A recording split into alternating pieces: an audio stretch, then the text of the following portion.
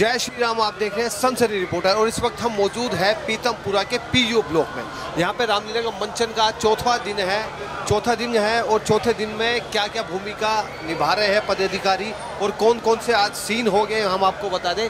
Shri Ramlila committee Pitampura, Shri Krishna बसैया जी अध्यक्ष है, श्री संजय बागड़िया जी और जितने भी पदाधिकारी हैं, लिस्ट बड़ी लंबी है, लेकिन सब ने अपनी भूमिका निभाई है। कई दिनों से मेहनत कर रहे थे और चौथे दिन आज कौन कौन से सीन हो गए और कितने लोग यहाँ आते हैं, इन मुद्दों पे चर्चा करेंगे। सुरक्षा को लेकर क्या जिम्मेदारी है, सीसीटीवी कैमरे को लेकर क्या जिम्मेदारी है और दिल्ली पुलिस की अपनी क्या मुस्तैदी है, इन्हीं मुद्दों पर यहाँ के पदाधिकारियों से, कृष्ण बसैया जी से और जितने गणमान्य लोग हैं, जितने भी कार्यकारिणी बैठक के लोग हैं, उन सबसे चर्चा करेंगे कि कैसे सुरक्षा को लेकर इंतजाम किए गए हैं। और आज रामलीला में चौथा नवरात्र है, कौन कौन से सीन होने हैं इन पे भी चर्चा करेंगे। देखते रहे सनसनी। देखिए रामलीला मंचन की तैयारियां शुरू हो चुकी है, गणेश वंदना होने वाली है।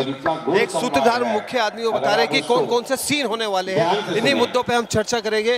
और जो हम सीट की बात कहें, सीट बहुत अच्छी है, सोफे लगाए गए हुए हैं और आम जनता के लिए भी कुर्सियों का इंतजाम किया गया है। भारी भरकम में यहाँ जनता आती है। पीतमपुरा की अपने आप में मशहूर और बड़ी ही आकर्षक ये रामलीला। कहीं ना कहीं नवरात्रे का चौथा दिन और दिल्ली में यूँ तो बहुत सारी रामलीलाएं हो रही है और रामलीला एक से एक बढ़कर हो रही है, लेकिन पीतमपुरा की पीयू ब्लॉक की जो रामलीला है अपने आप में नंबर 1 रामलीला बन चुकी है। उसके बहुत सारे कारण हैं। क्या कारण है हम श्रीमान जी से ही पूछेंगे। सर, मैं सबसे पहले आपको पूरा परिचय जानना चाहता हूँ। मेरा नाम संजय बगड़िया है।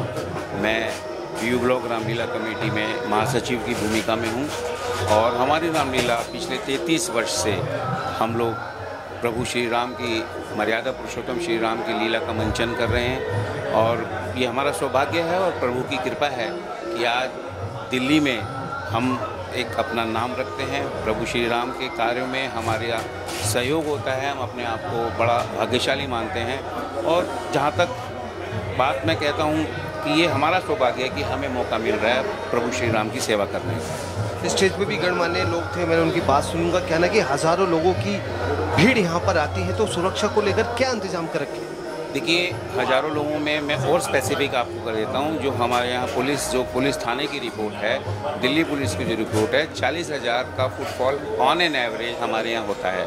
40,000 लोगों का फुटफॉल का मतलब है और उन 40,000 लोगों में बहुत ही अच्छे सभी संभ्रांत परिवारों के लोग आते हैं, बिजनेस क्लास, पढ़े लिखे लोग, मोस्टली वही लोग हमारे उसमें आते हैं। और जहाँ तक व्यवस्था का सवाल है, करीब 150 हम लोगों की प्राइवेट सिक्योरिटी है, 150 लोगों की सिक्योरिटी हमारी है, पुलिस का पूरा बंदोबस्त है। और हमारी जो कार्यकारिणी है उसमें भी व्यवस्था का एक अलग विभाग बनाया हुआ है। हमारे महासचिव, एक और महासचिव हमारी संस्था के श्री नरेश मेहता जी, वो उसको हेड करते हैं और उनकी पूरी निगरानी में इस काम को होता है। सीसीटीवी कैमरा हमारे यहाँ है, हमारे यहाँ पूरी चेकिंग होती है, हर तरीके से फायर फाइटिंग का इंतजाम होते हैं।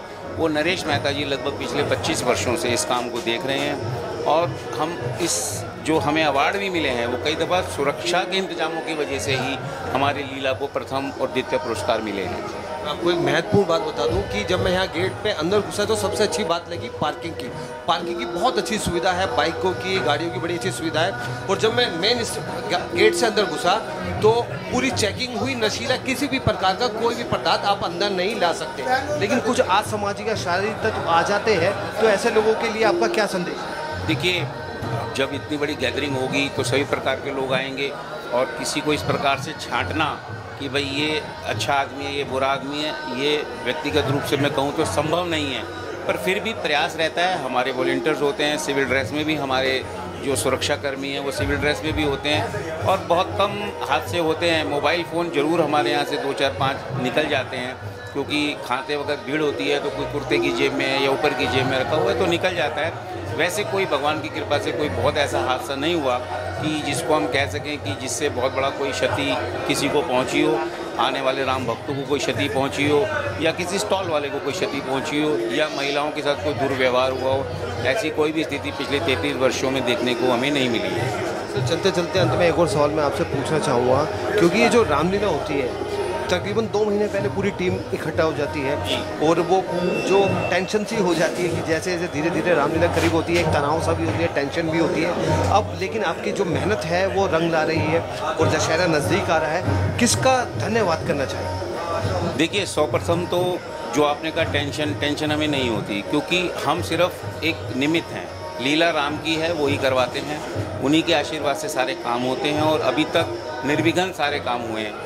एक समय तो ऐसा था कि इतनी बारिश थी कि संभव ही नहीं था कि लीला हो सके, लेकिन फिर भी हमने प्रयास किया। एक बहुत पुरानी बात हो गई है वो, हमारे प्रधान खुद, आप मानेंगे नहीं, हम सब लोगों ने फावड़े चला के, नालियाँ बना के हमने पूरा पानी को गांव उसमें से निकाला। पुरानी बात थी, इतने साधन भी नहीं थे, इतने पैसे भी नहीं होते थे, तो उसके बाद भी हमने लीला का मंचन किया, क्योंकि राम की लीला है, राम ही कराता है, हम सिर्फ निमित्त हैं। टेंशन की कोई बात नहीं होती। जहाँ तक धन्यवाद का सवाल है, धन्यवाद जो हमारे राम भक्त हैं, जो देखने आते हैं, जो हमारे को दान देते हैं, जो हमें सहयोग देते हैं, जो हमें प्रत्यक्ष और अप्रत्यक्ष रूप से प्रेरित करते हैं कि हम इस लीला को करें। पिछले 33 वर्षों से लगातार हमारे संरक्षक, दानदाता, मैं आपको बताऊं, ऐसी पर्चियां हैं जो कि पिछले लगातार 33 वर्षों से वो पर्चियां उनकी कट रही हैं। अगर हम गलती से भूल भी जाते हैं तो उनका फ़ोन आ जाता है कि अब की दफ़ा हमारा सहयोग क्यों नहीं लिया। तो ये प्रभु का कार्य है और हमारी कमेटी जो है पूरी ईमानदारी के साथ प्रयास करती है कि हम जो रुपया जिस हिसाब से लिया गया है वहीं खर्च करें, वहीं खर्च होता है। ये उसी का परिणाम है कि आज हम 33 वर्षों से इतनी सफलता के साथ प्रभु राम के मंचन कर पा रहे हैं।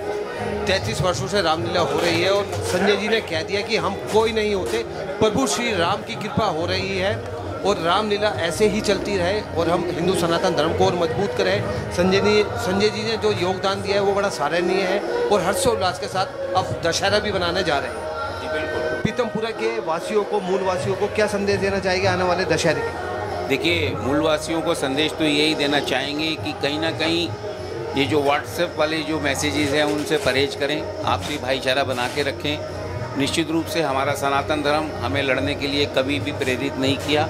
अगर हम सनातन धर्म की बात करें तो उन्होंने कहा वसुदेव कुटुंबकम, यानी इस वसुधा, इस धरती पे रहने वाला प्रत्येक इंसान एक कुटुंब के समान है। तो आपसी नफरत को भूलें, दशहरे को धूमधाम से मनाएं, सुरक्षा से मनाएं, अपने बच्चों को जो संस्कार हैं, जो हमारे पुराने संस्कार चले आ रहे हैं, वो नई पीढ़ियों में दें। हम तो यही प्रयास है और रामलीला करने का मकसद भी यही है कि जो हमारे पुराने संस्कार हैं, पुरातन धर्म है, सनातन धर्म है, वो नई पीढ़ी तक हम उसको पहुंचा सकें। यही संदेश हमारा है और मैं लोगों से अपील करूंगा आपके माध्यम से कि नफ़रत की जो ये एक फैल गया है, कोई भी माहौल बन गया किसी की वजह से भी, उससे परहेज करें। बहुत अच्छी बात कही।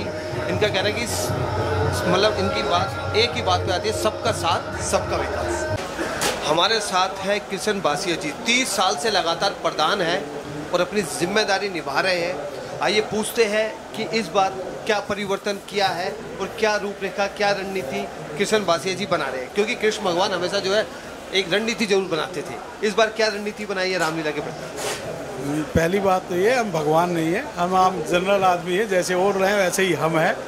हाँ, ये हमारा उत्साह रहता है हर वर्ष की रामलीला बढ़िया से बढ़िया दर्शकों तक पहुंचाई जाए, उसकी शिक्षा का माध्यम बनाया जाए, संस्कृति का, हमारी हिंदू संस्कृति को, सनातन धर्म को आगे बढ़ाया जाए, उसके लिए हम काम करते हैं। उसके लिए कुछ ना, हर साल हमारे यहाँ स्टेज जो बनता है वो बिल्कुल नया बनता है। इस बार आप देखेंगे हमारे जो चंद्रयान पे हमारे कुछ की याद आ गई, लाल किले की याद आ गई।